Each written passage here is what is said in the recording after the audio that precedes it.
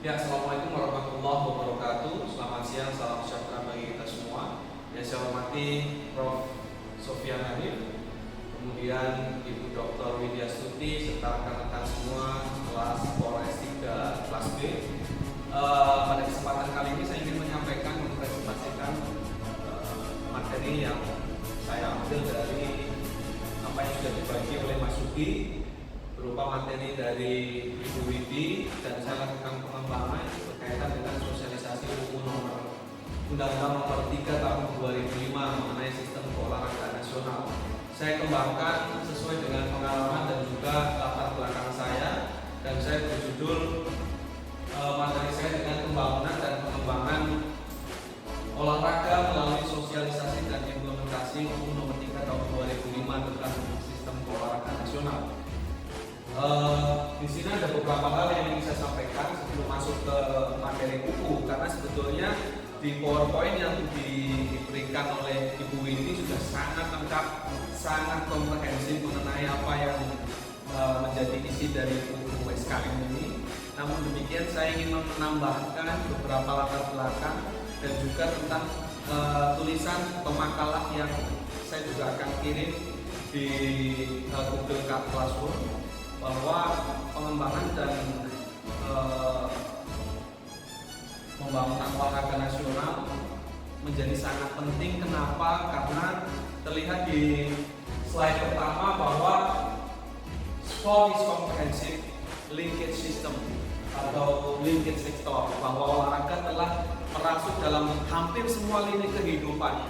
Di slide terlihat ada culture, politik, sosio, budaya dan lain sebagainya, bahkan termasuk cinta, ya, dengan banyaknya pasangan atlet yang ketemu jodohnya di arena olahraga. Ini menunjukkan bahwa olahraga di era sekarang sudah begitu penting, bahkan menjadi satu gaya hidup. Tentunya gaya hidup yang positif dalam rangka mewujudkan manusia yang seutuhnya. Bahkan ini sesuai dengan amanat undang-undang, manusia Indonesia seutuhnya yang sehat, bugar, dan sejahtera. Berikutnya, kenapa olahraga juga perlu dikembangkan? Saya mengambil data fakta di mana pada tahun 2045 Indonesia memiliki bonus demografi yang luar biasa. Ada begitu banyak manusia atau warga dalam usia produktif yang ini harus dimanfaatkan betul. Dengan apa? Dengan salah satunya tentunya dengan olahraga, untuk mewujudkan generasi yang sehat, yang bugar, yang terhindar dari budaya sedentary atau sedentary life, di mana sedentary life ini menghantui anak-anak muda di seluruh dunia.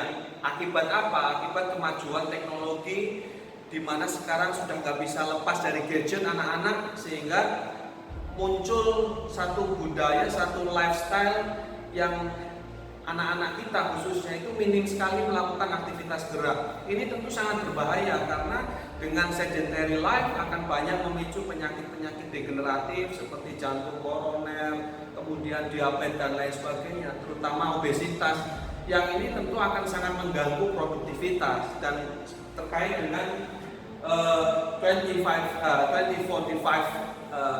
Golden Age, di mana tahun itu 100 tahun Indonesia merdeka, kita diharapkan punya sumber daya manusia yang unggul, muda, produktif untuk membangun Indonesia yang maju.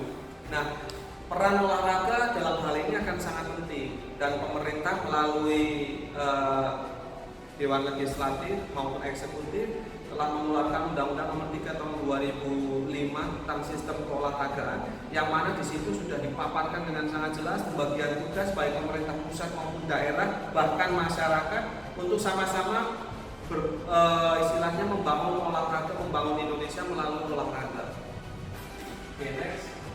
Nah, ini beberapa faktor keunggulan Indonesia. Di samping tadi kita akan punya generasi emas di tahun 2045, kita juga khususnya dalam dunia olahraga, kita tahu Indonesia menjadi salah satu negara yang memiliki fanatisme yang luar biasa. Supporter fanatis yang sebetulnya mereka itu dibilang dapat sesuatu, saya agak mempertanyakan. Tetapi yang pasti bahwa setiap kali atlet Indonesia bertanding, khususnya olahraga unggulan seperti sepak bola dan bulu tangkis, senantiasa mendapat support yang luar biasa dari warga. Nah, ini tentu menjadi indikasi bahwa sebetulnya olahraga itu menjadi sangat strategis. Kalau kita manfaatkan dengan positif, dengan baik, tentu ini akan menjadi satu energi yang luar biasa. Nah, pengalaman lain atau nilai positif lain, kenapa kita punya momentum sebetulnya untuk memajukan dan mengembangkan olahraga, karena Indonesia sudah punya pengalaman menggelar ajang-ajang olahraga tingkat dunia. Kita tahu 2 tahun silam atau 1,5 tahun silam, di tahun 2018 kita telah menyelenggarakan Asian Games dengan cukup sukses, meski tentu tidak bisa dibilang sempurna juga. Kemudian tahun depan kita punya MotoGP Mandalika yang itu juga dipastikan akan menarik atau menjadi magnet puluhan bahkan ratusan ribu pengunjung yang akan datang langsung di Mandalika. Tentu ini menjadi satu poin plus, satu nilai strength bahwa kemajuan dan pengembangan olahraga di tanah air ini punya masa depan yang sangat baik. Nah, satu hal juga yang tidak lupa di sini saya ingin sampaikan bahwa olahraga di belahan dunia barat sana, di negara-negara maju telah menjadi satu industri yang luar biasa, yang bukan hanya menyehatkan pelakunya, tetapi juga mensejahterakan orang-orang yang berkecimpung di dalamnya. Saya ambil satu contoh pemain sepak bola yang paling gampang.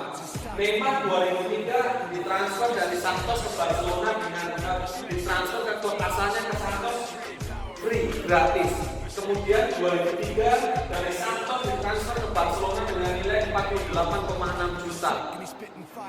Satu nilai yang fantastis, tapi itu belum cukup, bahwa ternyata 3 tahun silam yang menggemparkan dunia dengan nilai transfer 222 juta euro atau kurang lebih 2 atau 3,3 triliun rupiah. Bayangkan satu orang pemain sepak bola dihargai 3 triliun rupiah.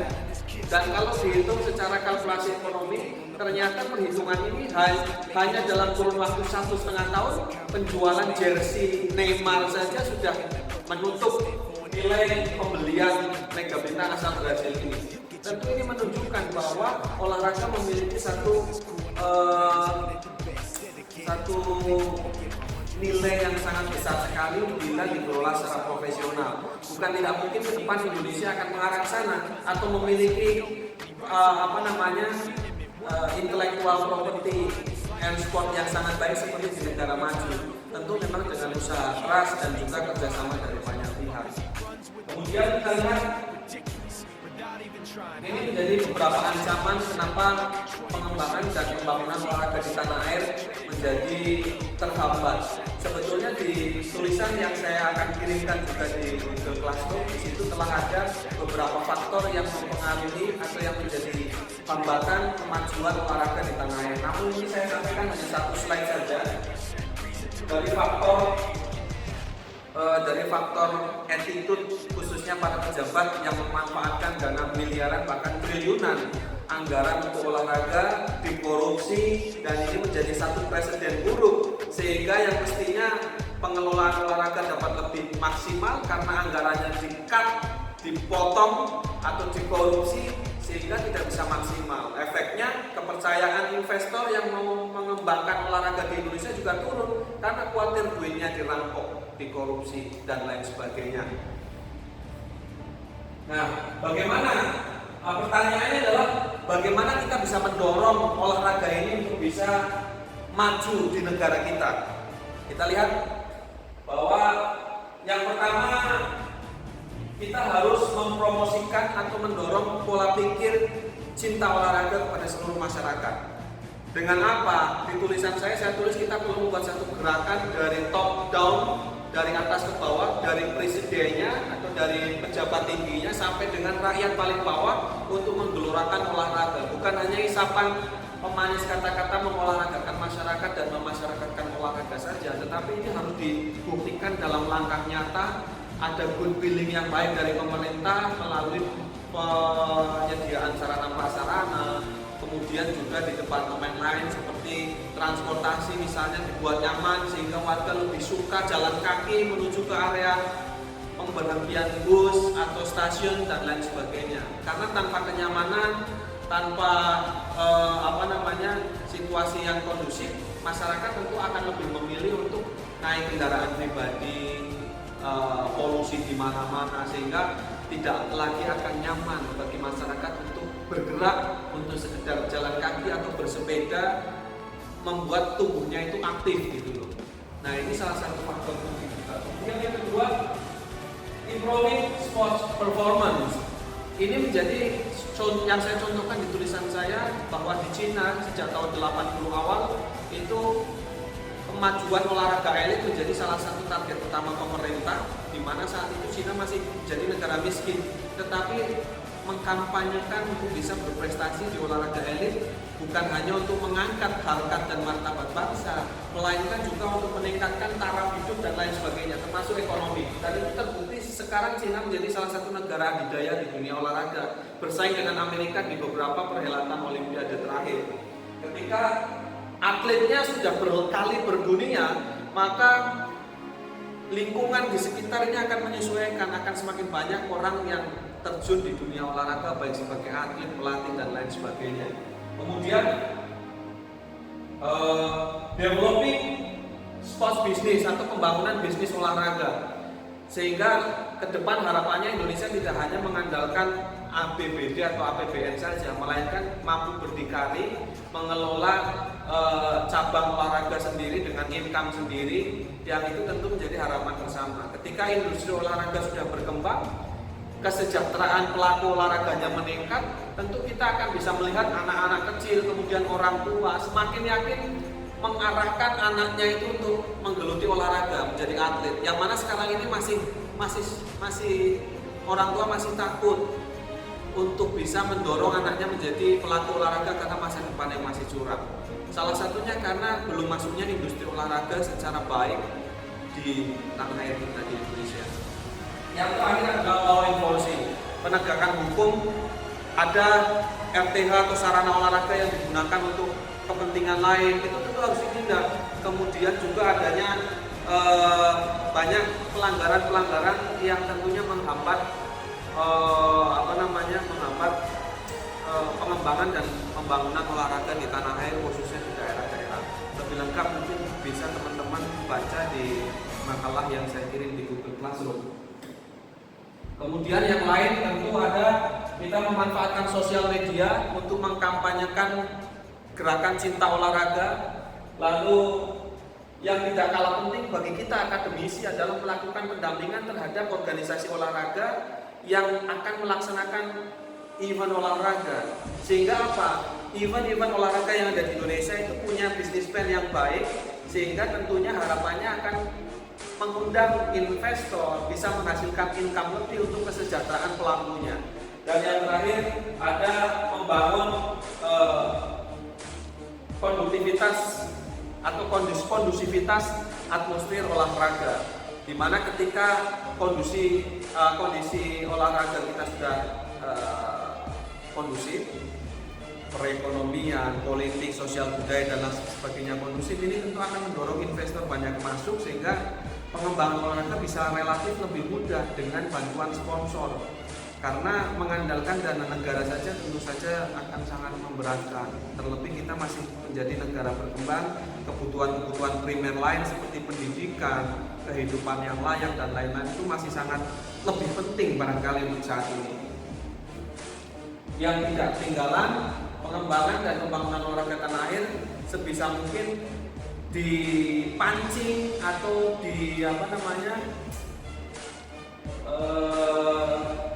mendapatkan satu stimulus berupa dukungan terhadap produk-produk olahraga dari pengusaha atau kreativitas masyarakat lokal yang berkelas dunia. Contoh, di sini ada seragam Manchester United, ya.